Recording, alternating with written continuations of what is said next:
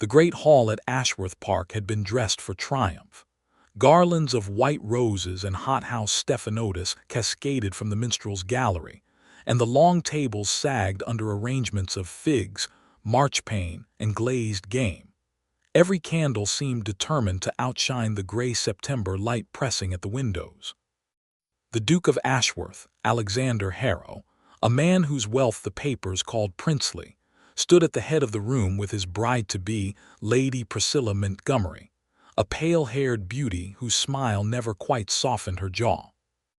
Helena moved through the crowd as she had for 3 years, invisible and efficient, a housemaid promoted to serve at table for the wedding breakfast.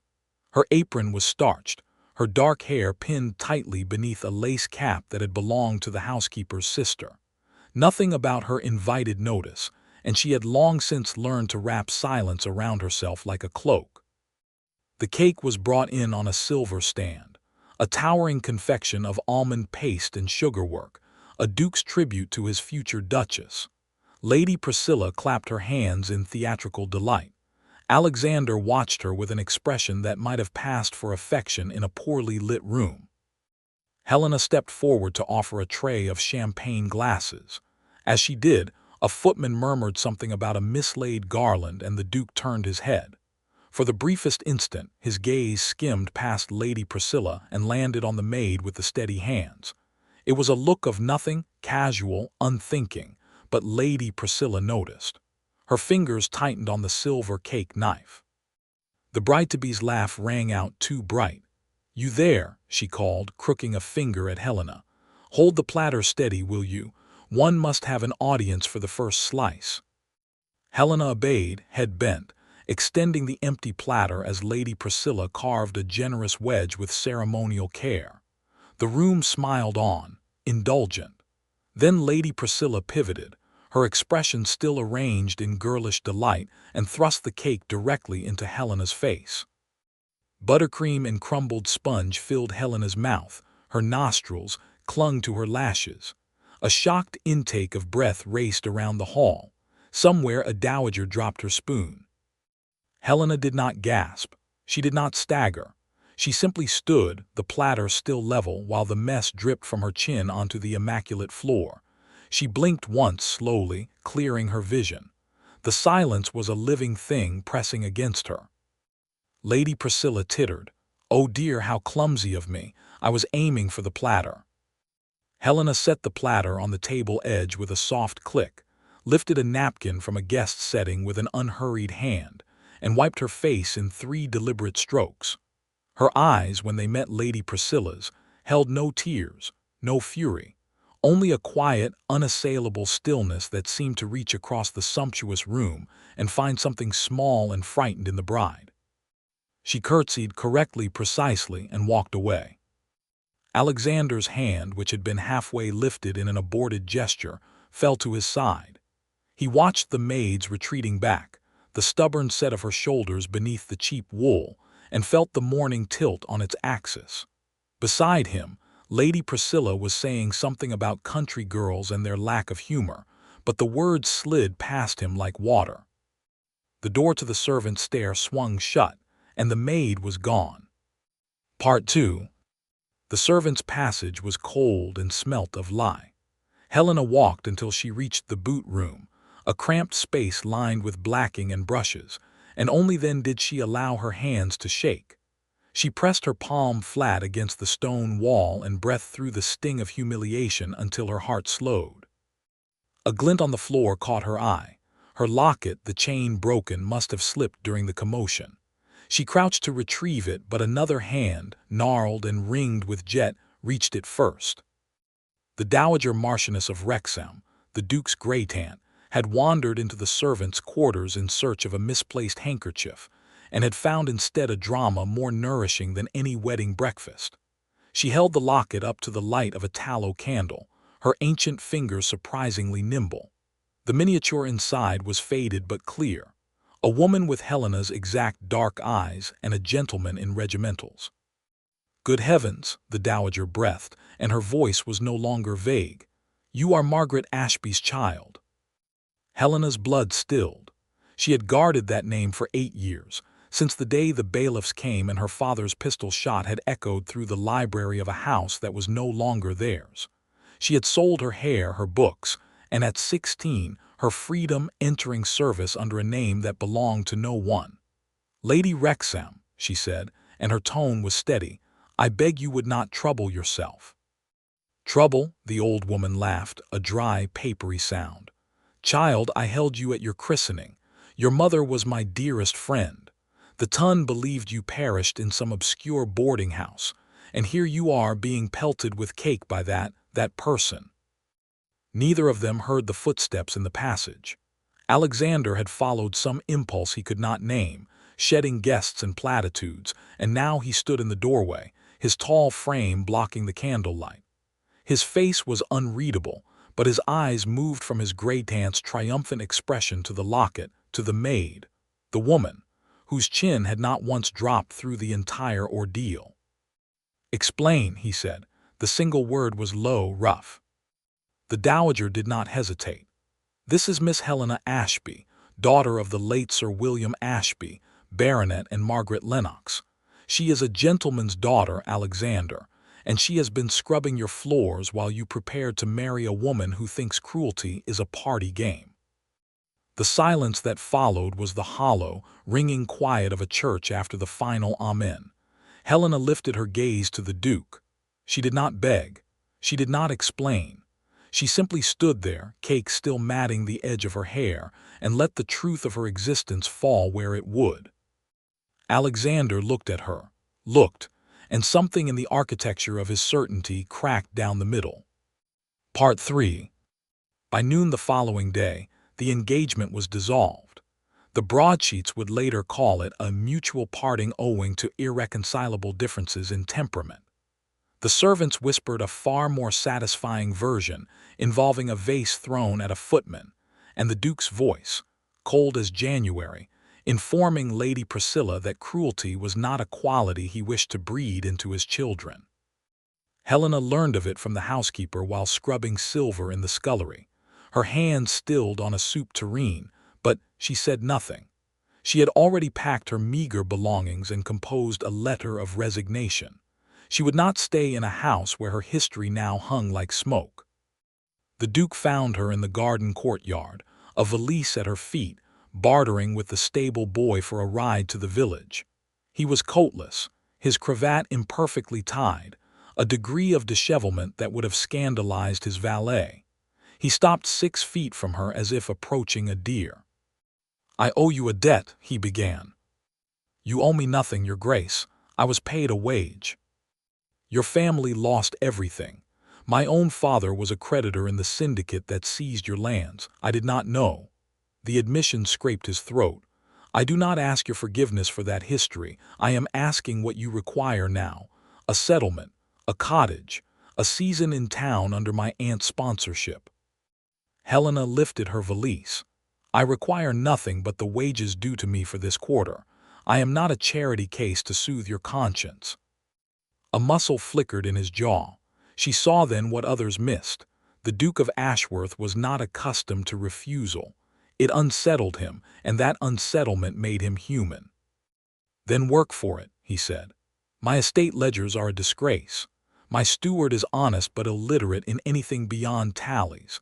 I need a secretary who can draft correspondence in decent French and sort 3 generations of agricultural leases. My aunt informs me you read Latin and kept your father's books when you were 12.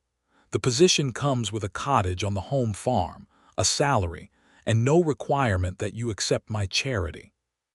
Helena studied him. The arrogance was there, yes, but strained through something that looked almost like desperation. She had sworn never to be indebted to anyone again, but this was not a gift, it was a bargain, clean and sharp-edged. "I will take the position for 6 months," she said, "after which I will leave if it does not suit me." The Duke nodded, and something in his posture eased. He did not smile, but the hard lines around his mouth softened into an expression she could not yet name. Part 4. The weeks that followed rearranged the quiet patterns of Ashworth. Helena threw herself into the chaos of the estate office with a methodical ferocity that left the steward blinking, and the tenant farmers cautiously impressed. She redrew boundary maps, composed letters in immaculate copperplate, and corrected the Duke's own financial summaries with dry marginal notes that he began to anticipate like a gift.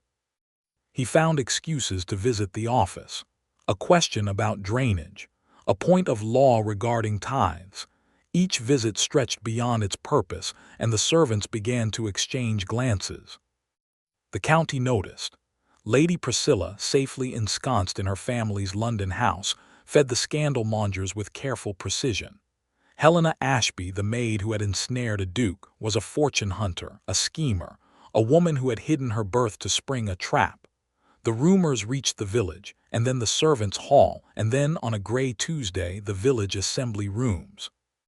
Helena attended the assembly at the dowager's insistence, dressed in a borrowed gown of bronze silk that made her look like a stranger. She stood by the refreshment table and heard, clear as a bell, Lady Priscilla's cousin say to a companion, "One must admire her nerve. From skivvy to secretary, she's practically sewn into his waistcoat. I wonder which position she'll occupy next." Helena set down her lemonade. She did not confront the woman. She walked out into the cold night air and stood beside the hired carriage, breathing until the heat in her cheeks subsided. She would leave. The 6 months were not yet up, but the cost of staying was becoming a currency she could not afford. The Duke found her there, coatless again, having followed her out. "I heard what was said." "Then you understand why I must go." He stepped closer. "I understand that you are about to walk away from a life you have earned because of words spoken by people who will never possess a fraction of your courage. That I cannot accept." "Your acceptance is not required," she said, and her voice broke on the last word, a crack that betrayed her. "You have a reputation to consider, a dukedom. I will not be the stone that sinks it." He took her hand. His grip was not gentle, it was desperate. "And if I do not care about the dukedom, if I have spent every day since that wedding breakfast trying to become a man worthy of a woman who could stand with cake on her face and shame a roomful of nobles into silence, what then?" Helena pulled her hand free, but she did not step back. "Then you are a fool, Your Grace." "I am aware," he said, and for the first time something almost like a smile touched his mouth. It was a bruised, tentative thing, but it lived. Part 5. Lady Priscilla's final salvo came at the Marquis of Selby's autumn ball. The affair was a crush of jewels and ambition, and Helena attended only because the dowager insisted her presence would signal strength. The dowager was wrong. Midway through the evening, Lady Priscilla's mother, the Countess of Renfrew, raised her voice above the string quartet. "A diamond bracelet has gone missing from my wrist. No one is to leave. Search the room." The search was a pantomime, directed with surgical aim at Helena. The bracelet was found, not on her person, but tucked into the folds of her shawl, which had been left on a chair during a waltz she had not danced. The Countess's triumph was a sour, gloating thing. Helena stood in the center of the ballroom, a circle of hostile silk closing around her. She did not shake. She did not weep. She simply turned to the Duke, who was already moving toward her, his face a mask of contained violence. "Do not," she said quietly, and the command halted him mid-stride. She addressed the Countess. "My lady, you have misplaced your trinket and found it where it was planted. I will not insult this company by protesting my innocence at length. I ask only that you name the servant or guest who can place that bracelet in my hand, because you cannot." The silence stretched. A few guests shifted uneasily. The Countess's eyes flickered to her daughter, who stood pale and tight-lipped by the mantel. Alexander spoke. His voice carried to the farthest corner. "I can place it."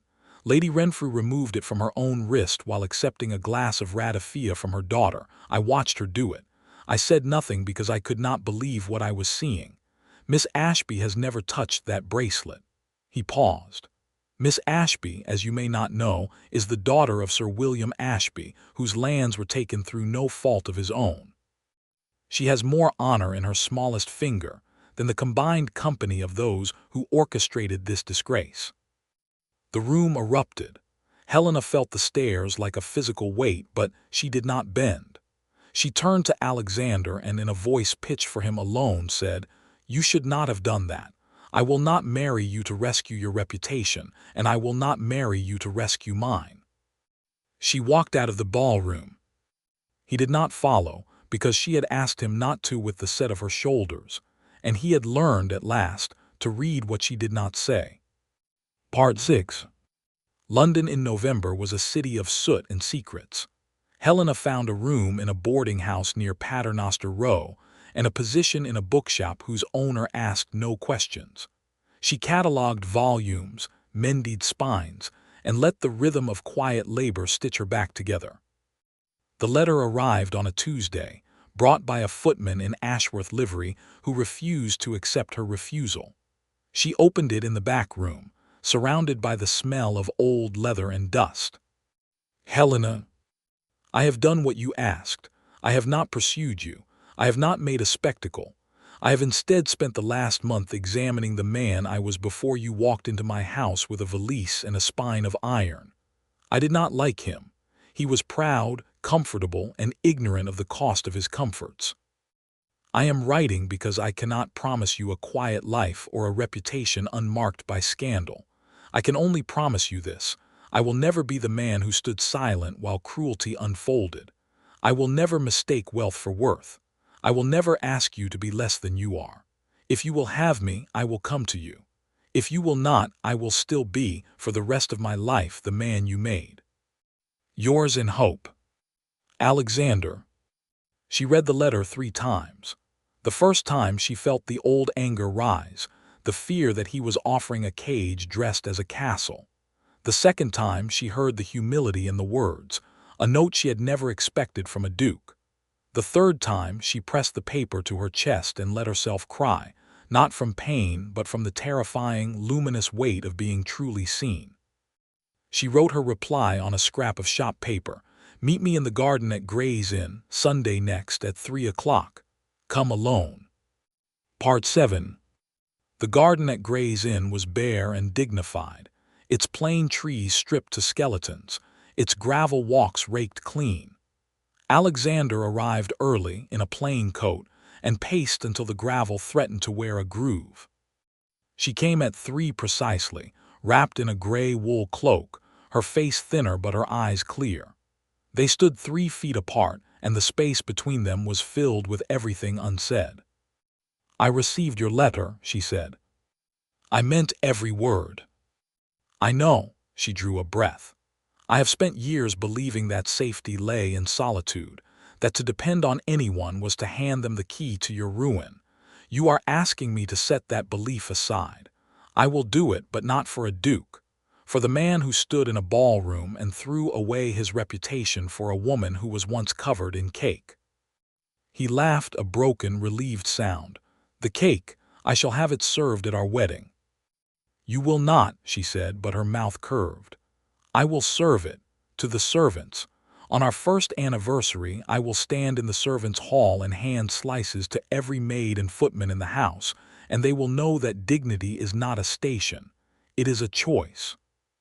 He crossed the distance then, not with the urgency of a grand gesture, but with the deliberateness of a man who had learned patience.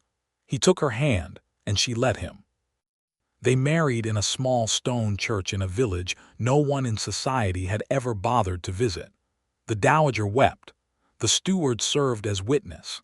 Lady Priscilla sent no congratulations, which suited everyone perfectly.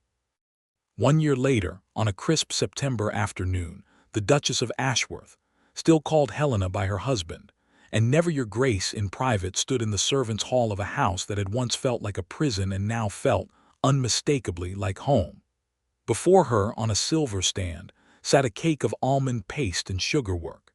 She cut the first slice herself and handed it to the youngest scullery maid, a girl of 14 with wide eyes and red knuckles.